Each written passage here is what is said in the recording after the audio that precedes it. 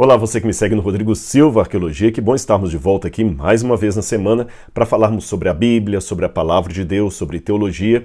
E se você não é inscrito no canal, está aqui o meu convite. Venha fazer parte da família do canal Rodrigo Silva Arqueologia. Você é muito bem-vindo.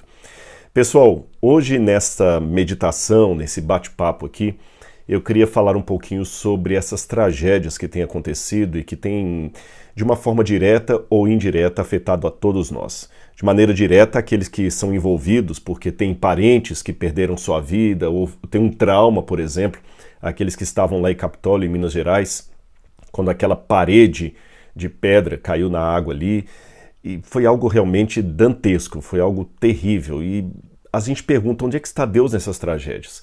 Enquanto eu estou fazendo esse vídeo para você aqui, tem tantas famílias que estão perdendo tudo, casas. Lá em Minas Gerais, algumas represas que estavam com risco de transbordar ou, quem sabe, até romper.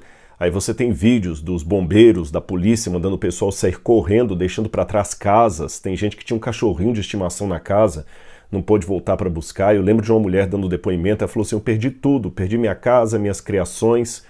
Ela falava de cachorros, de alguns animais de estimação que ela tinha, fora aqueles que perderam entes queridos mesmo.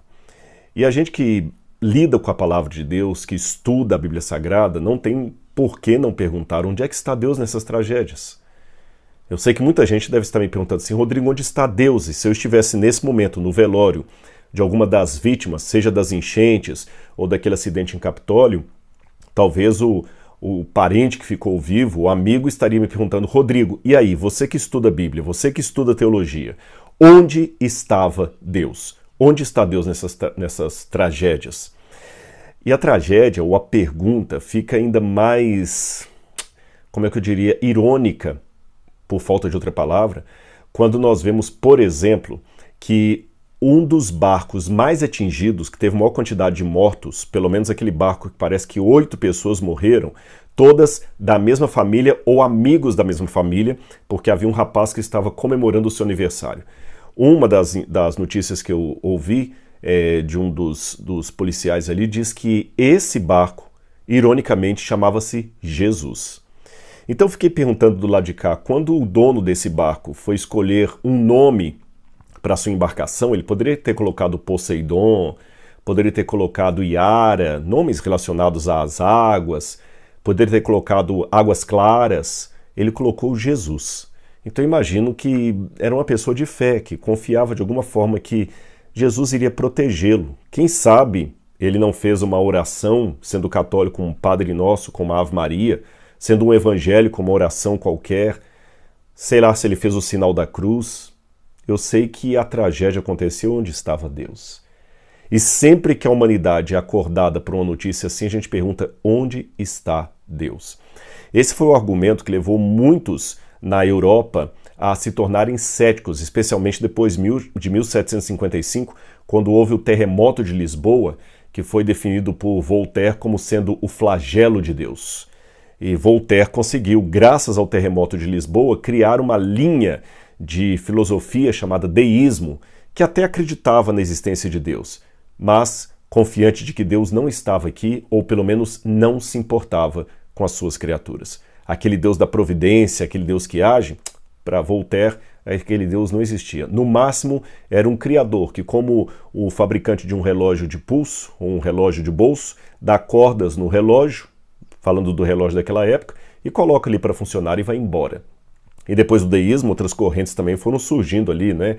Nós já tínhamos antes as formas do racionalismo europeu, David Hume, por exemplo, que diziam que não existe Deus, é só a razão. Aí vem o ateísmo, o agnosticismo, o ceticismo de um modo geral, e as pessoas voltam a se questionar, crentes ou ateus? Onde estava Deus? O crente para buscar uma resposta, o ateu para reafirmar uma argumentação. Eu vou ler com vocês aqui nesse vídeo, nesse momento, aqui o Salmo 91, que é um salmo que aparentemente estaria falando justamente da providência de Deus. Mas onde estava o Deus do Salmo 91? Eu me lembro quando eu era criança, esse salmo era tão conhecido que os mais antigos contavam que se você deixasse uma Bíblia aberta no Salmo 91, o demônio fugiria da sua casa. Eu lembro que minha mãe tinha uma Bíblia que ela ganhou dos adventistas antes de eu nascer, Essa Bíblia depois foi destruída por ela, uma outra história, quando ela descobriu que eu estava dando estudos bíblicos escondido. Eu tinha 12 anos de idade. Mas uma das coisas que eu lembro dessa Bíblia é que ela tinha as páginas aqui do Salmo 91 totalmente amarelas, porque era a única coisa que ficava aberta, era o Salmo 91. E havia muito costume de algumas famílias abrirem a Bíblia no Salmo 91, acreditando que ele espantaria o demônio. O Salmo 91 diz assim: Aquele que habita no esconderijo do Altíssimo e descansa à sombra do Onipotente, diz ao Senhor: Tu és o meu refúgio e a minha fortaleza, o meu Deus em quem confio, pois ele livrará você do laço do passarinheiro e da peste perniciosa. Ele cobrirá com as suas penas, e sob suas asas você estará seguro. A sua verdade é proteção e escudo. Você não terá medo do terror noturno, nem da flecha que voa de dia, nem da peste que se propaga nas trevas, nem da mortandade que assola ao meio-dia. Caiam 1000 ao seu lado, 10.000 à sua direita, e você não será atingido. Somente com seus olhos você contemplará e verá o castigo dos ímpios. Você dirá: O Senhor é meu refúgio. Você fez do Altíssimo a sua morada. Então mal nenhum lhe sucederá. Praga nenhuma chegará à sua tenda, pois aos seus anjos ele dará ordens a seu respeito para que guardem você em todos os seus caminhos. Eles o sustentarão nas suas mãos para que você não tropece em alguma pedra. Você pisará o leão e a cobra. Com os pés esmagará o leãozinho e a serpente. Deus diz: Porque a mim se apegou com amor, eu o livrarei. Eu o protegerei porque conhece o meu nome. Ele me invocará e eu lhe responderei. Na sua angústia eu estarei com ele. Eu o livrarei e o glorificarei. Vou saciá-lo com longevidade e lhe mostrar a minha salvação. Muito bem. Mas onde é que esse Salmo 91 se cumpriu naqueles ali que foram mortos? O sujeito estava comemorando o aniversário dele. E antes que alguém fale assim: mas eles estavam com bebedeira, estavam embriagados, estavam, quem sabe, blasfemando, com músicas que não agradam a Deus. Se você está indo com esse raciocínio, então eu posso tornar a pergunta um pouco mais complicada para você. Onde estava Deus, por exemplo, naquele acidente de ônibus que aconteceu uma vez com a Igreja Adventista, onde jovens estavam voltando de um retiro espiritual e o ônibus tombou na estrada e vários jovens morreram? Aliás, eu poderia colocar essa história até no plural, porque eu conheço pelo menos 13 histórias de acidente de ônibus envolvendo jovens adventistas que estavam voltando de um acampamento espiritual. Uma vez na Igreja Central Paulistana, parece que vários jovens haviam morrido, não sei se foram 12 ou 15 caixões, todos enfileirados na Igreja Central Paulistana, de jovens que morreram voltando de um congresso espiritual. Onde é que estava Deus? Essa pergunta, ela fica muito chocante quando a gente lê no texto, porque a gente não encontra uma explicação óbvia para o sofrimento com base num salmo tão determinista como esse. Se você confiar no Senhor, Ele vai cuidar de você, Ele vai amparar você. Aliás, esse salmo é tão importante, por isso que ele está na forma de poesia. Eu já mencionei isso em algum outro vídeo que eu fiz explicando a Bíblia. Nos tempos da Bíblia, quando eles queriam enfatizar uma coisa, torná-la tão importante ao ponto de ser decorada, eles falavam em forma de poesia. Tudo que é mais do que importante, supremamente importante, essencialmente importante, é dito em forma de poesia na Bíblia.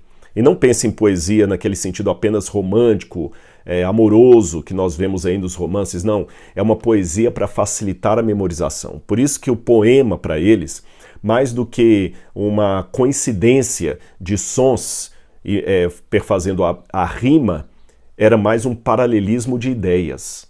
A mesma coisa é dita 2 vezes, às vezes 3 vezes, com palavras diferentes. Às vezes é dita de uma forma positiva, às vezes de uma forma negativa. Por exemplo, uma forma que eu tenho de fazer a poesia no hebraico bíblico é colocando assim: de noite eu o procuro, de dia não o consigo encontrar. Percebeu? De noite, de dia. Procuro, encontrar. Então você vê o paralelismo de ideias. São chamadas ideias antitéticas aí, porque uma está dizendo uma coisa, outra, mas no conjunto literário elas se complementam. Ou, quem sabe, pode ser um paralelismo sintético. O primeiro foi antitético, esse é sintético. Eu digo a mesma coisa com palavras diferentes.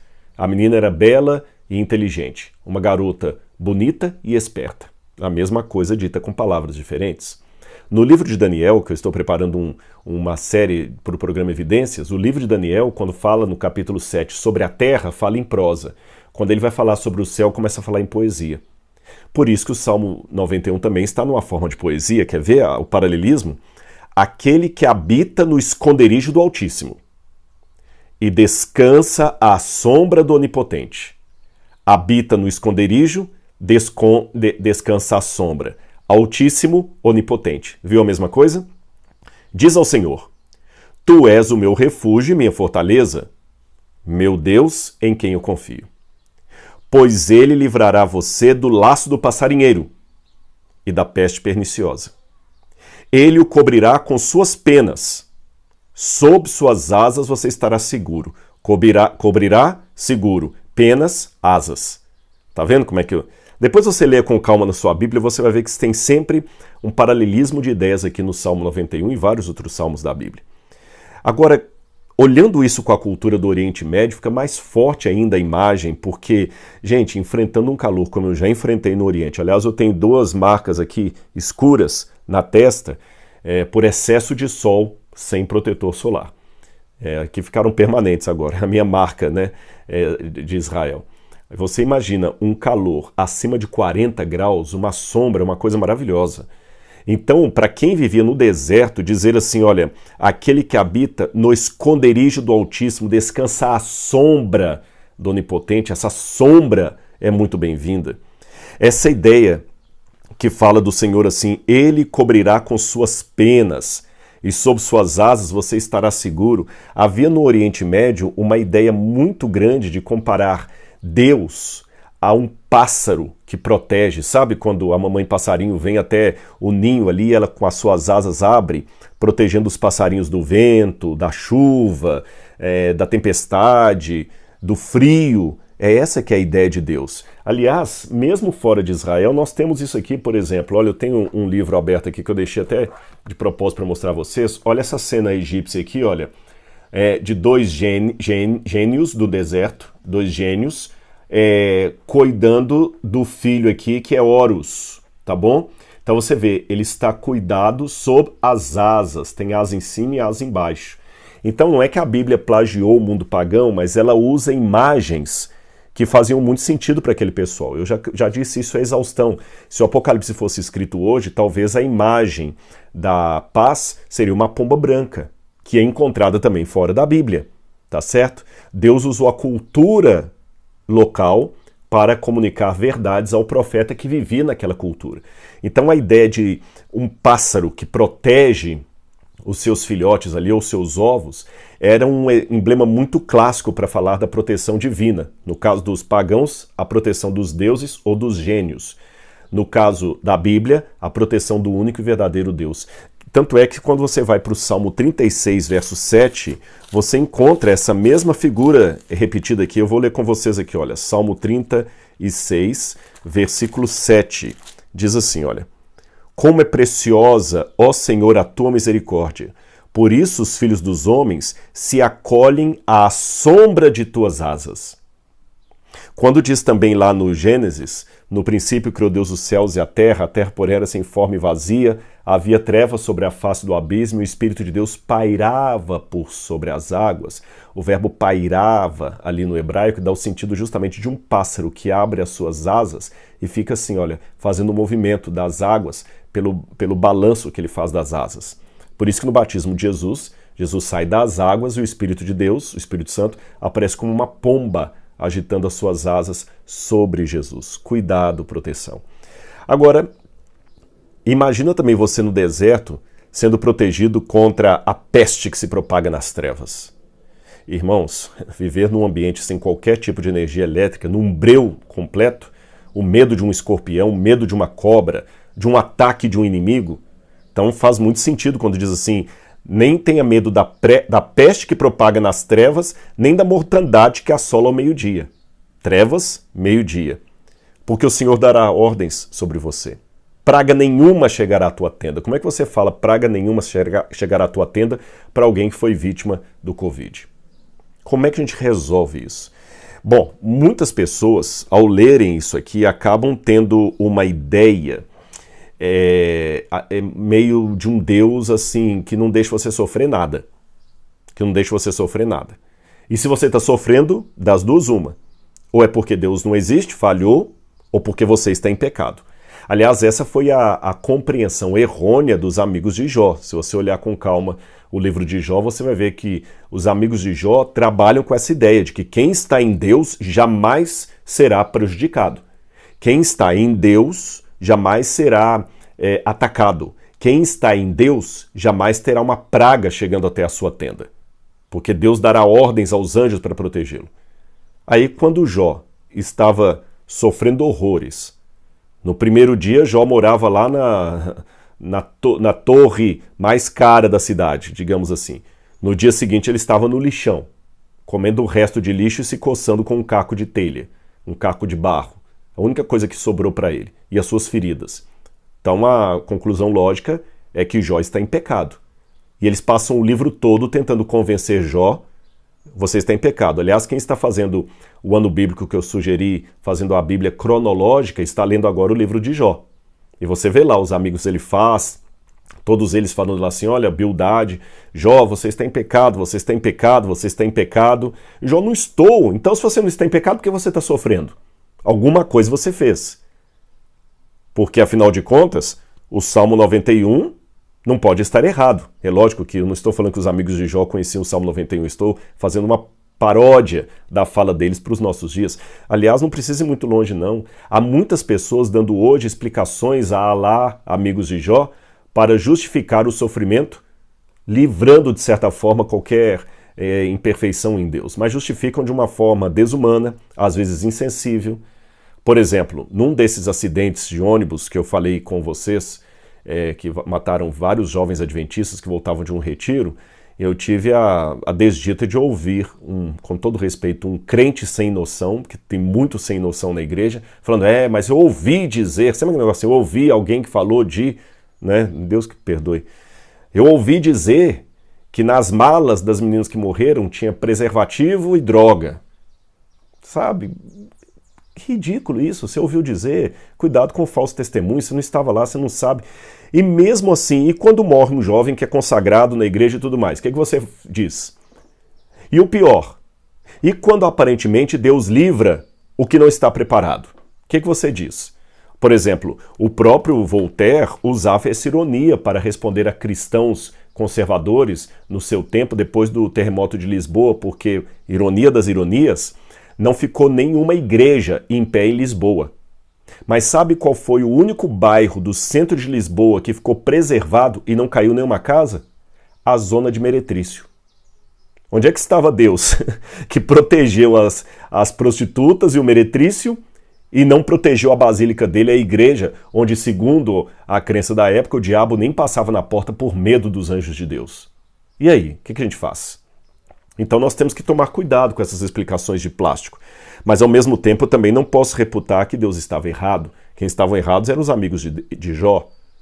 O Salmo 91 não está errado, mas se não está errado, Rodrigo, como é que a gente entende esse cuidado de Deus? A primeira coisa que me chama a atenção aqui, meus queridos, é que no início o Salmo parece ser escrito para alguém que vive no deserto.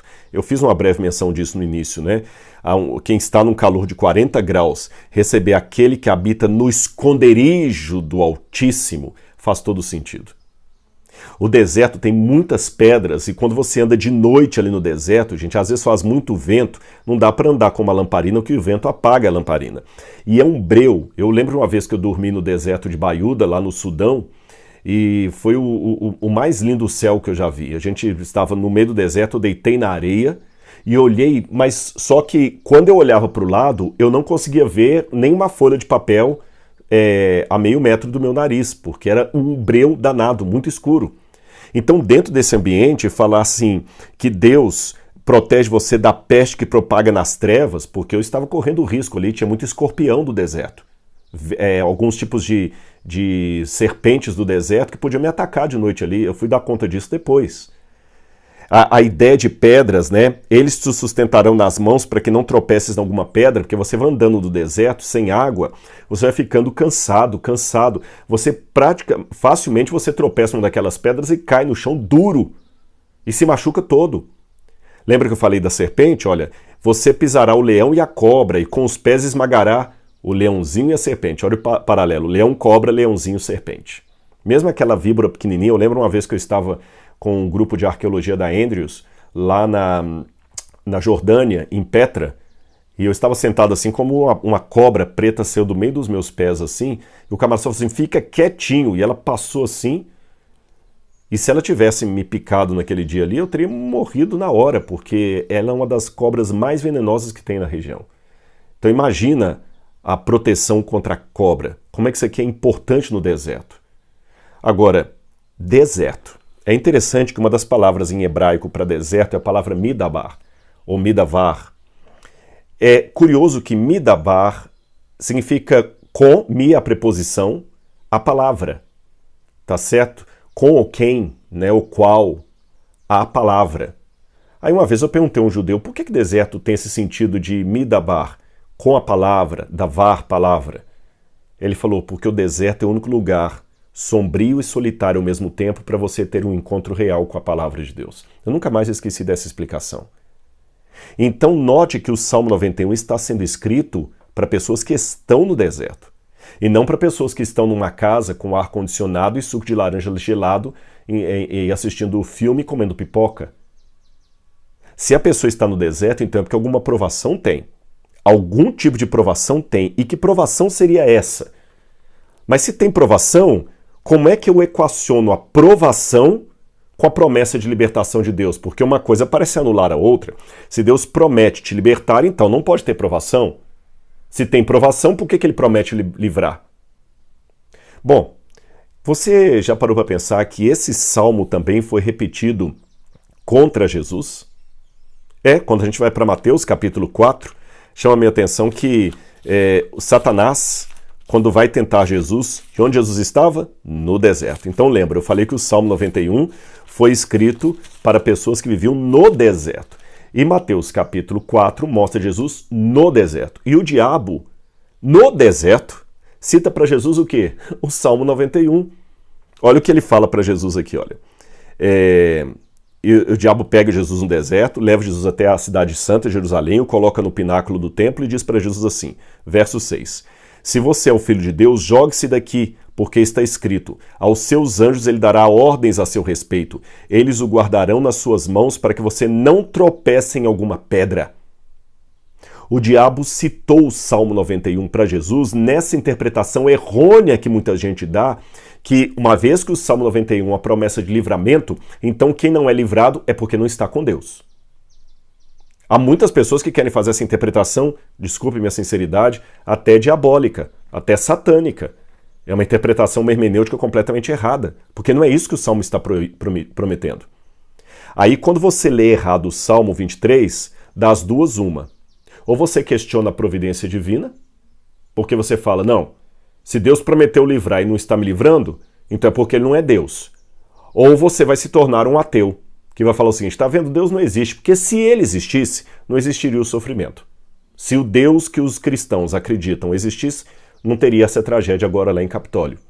Mas calma, Jesus estava justamente 40 dias no deserto, com fome, sem banho. Jesus não estava bonito. Jesus devia estar feio, cadavérico. O hálito de Jesus deveria estar com um mau hálito grande. Rodrigo, calma, você está falando do Filho de Deus, sim, mas do Filho de Deus encarnado. Jesus não se tornou aparentemente ser humano, não. Ele se encarnou como ser humano. Como disse Paulo, ele se tornou a semelhança de nós em tudo, menos no pecado. Então Jesus também, desculpe a sinceridade, defecava, urinava.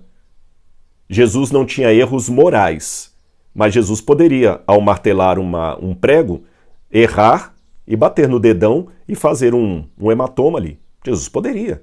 Jesus deixou a cruz cair. Jesus sentia dor. Jesus sentia medo. Jesus sentia frio. Se Jesus estivesse aqui hoje, o corpo de Jesus não seria imune ao vírus. Pelo contrário, Jesus poderia se contaminar como qualquer outro, mesmo sendo filho de Deus.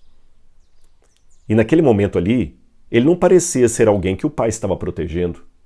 Aí o diabo, mas tem alguma coisa errada com você, igual os amigos de Jó. Porque o Salmo 23 falou que o Salmo 91 falou que você seria protegido. Se você está com medo de pular, é porque você não acredita na promessa de Deus. Aí qual foi a resposta de Jesus a Satanás? Também está escrito, Jesus também citou a Bíblia, não ponham à prova o Senhor teu Deus. Não ponham à prova o Senhor teu Deus. O que Jesus quis dizer com não ponham à prova o Senhor teu Deus? É interessante que aqui ele está fazendo uma citação de Deuteronômio, capítulo 6, versículo, deixa eu ver que eu anotei, 16. Capítulo 6, verso 16. Deuteronômio 6, 16, que diz assim, olha. 6,16. Não ponham à prova o Senhor seu Deus, a mesma citação de Jesus. Aí só que está o complemento. Como fizeram em Massá. O que eles fizeram em Massá? Qual foi esse colocar a Deus em provas que eles fizeram em Massá? Aí quando a gente vai para o livro de Êxodo, capítulo 17, a gente vê qual foi a provação como é que eles provaram ou tentaram Deus em Massá. Diz aqui, olha, em Massá, deixa-me ver aqui, olha, capítulo 17, está falando de Meribá, né? Em Meribá. Aí diz o seguinte, quando Deus fala o seguinte, eu estarei com vocês na rocha, né? Aí o pessoal pergunta assim, Israel tentou ao Senhor, estou lendo no verso 6, Israel tentou ao Senhor, dizendo, está o Senhor no meio de nós ou não? O não tentarás o Senhor teu Deus não coloque em dúvidas a providência de Deus por causa da dor que você está passando. Então, meus queridos, embora eu respeite todas as dores, todos os sofrimentos, eu estou orando por vocês, eu digo que o primeiro passo para você saber lidar com a dor é não tente o Senhor teu Deus, não coloque Deus em prova, não questione a justiça de Deus. Naquele episódio de Meribá, que o pessoal tentou a Deus, questionou a justiça de Deus, e que Deus falou o seguinte, não ponham à prova Deus como fizeram em Meribá, e Jesus usa essa palavra para responder ao diabo no deserto, seria o seguinte, Deus salvou o povo do Egito, abriu o Mar Vermelho e os levou para a terra da promessa. Só que, entre o Mar Vermelho aberto e a terra da promessa, aqui no miolo tinha o deserto. E no deserto tinha provação, no deserto tinha tentação, no deserto tinha perigo. Então o que a gente tem que entender? A dinâmica do grande conflito. Se sofrermos demais, nós não entendemos. Se sofrermos de menos, não sabemos quão mal é o mal e não desejaremos nos livrar dele. Então veja bem, Deus dá demonstrações claras de que ele não nos abandonou. Ele tirou o povo do Egito com mão forte. Ele abriu o Mar Vermelho para o povo passar a seco. Mas antes de levá-los a Canaã, ele permitiu o hiato do deserto. Então, se você olhar na sua vida, haverá momentos em que Deus livrou você, como ele abriu o Mar Vermelho, porque na minha vida foi assim. Há a promessa de Deus de conduzir você para o paraíso, para a Nova Jerusalém, mas entre uma coisa e outra, você também tem o hiato do deserto. Então, de que maneira eu entendo o Salmo 91? O Salmo 91 é uma promessa que Deus não nos abandonará. Ele abrirá o Mar Vermelho para nós porque Ele cuida de nós. Mas até que entremos na terra prometida, Ele permitirá que nós passemos por dificuldades. Ele permitirá. Como Ele permitiu que o próprio Jesus passasse por dificuldades. Porque, veja bem, uma leitura errônea desse salmo poderia ser justamente o que está no Salmo 18, 50. Olha aqui, o Salmo 18, verso 50. Olha a promessa que havia sobre o Messias, o descendente de Davi. Diz assim, olha. Vou ler a partir do verso 49. Por isso eu te glorificarei entre os gentios, ó Senhor, e cantarei louvores ao teu nome.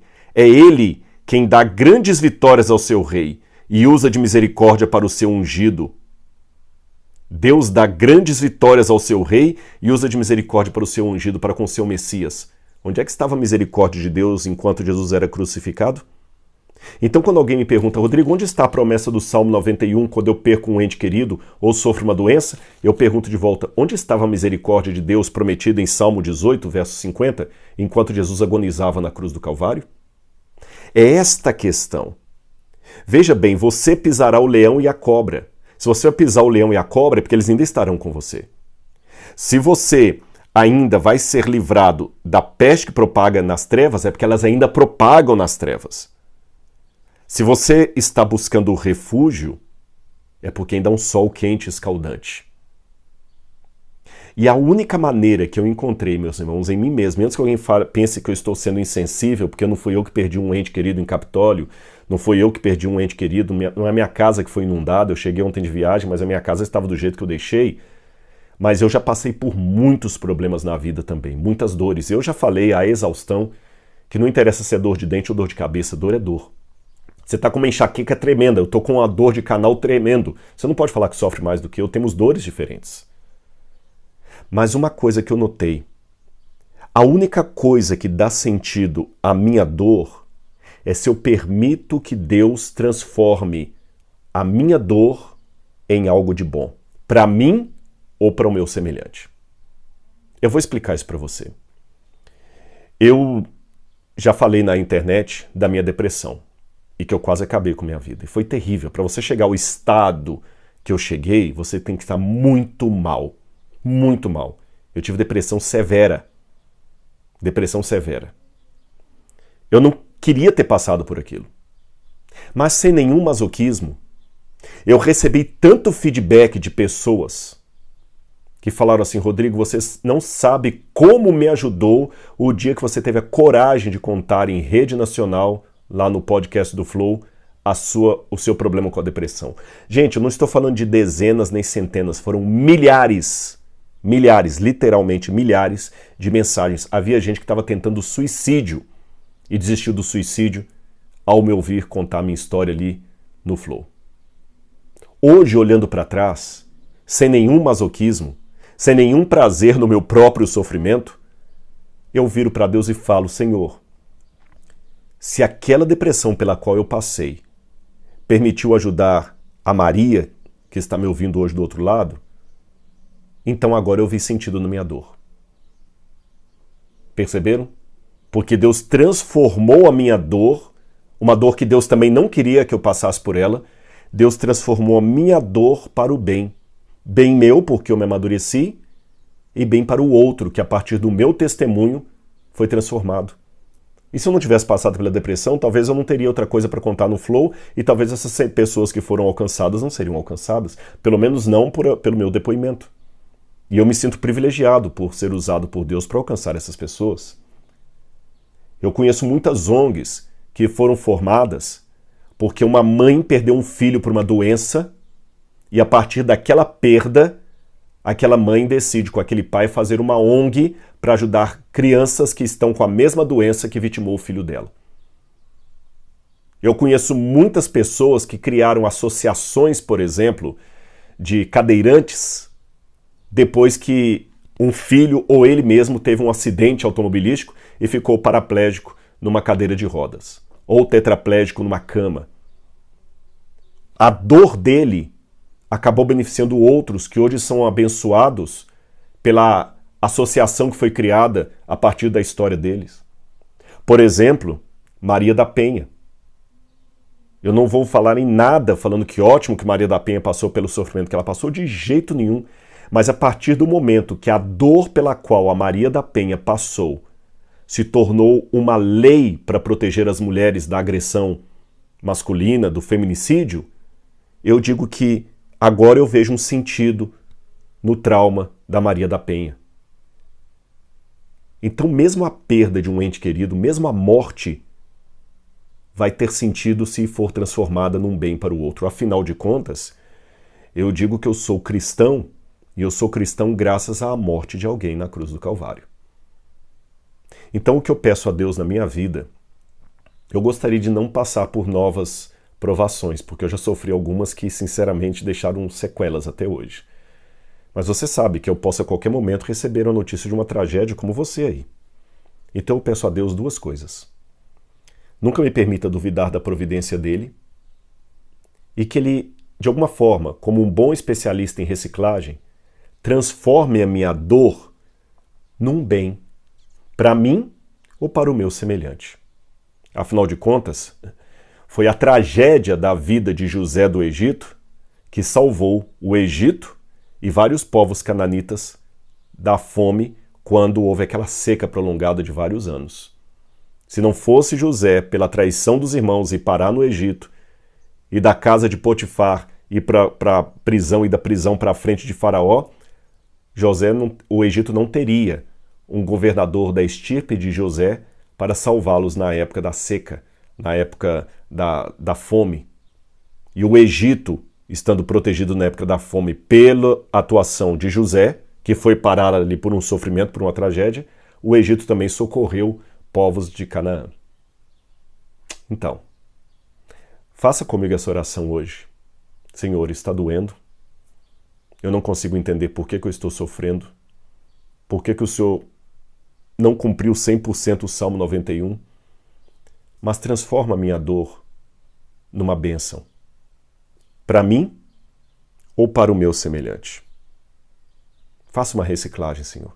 Porque ainda que eu não fique beneficiado, mas se a minha dor ajudar alguém, usa-a, Senhor.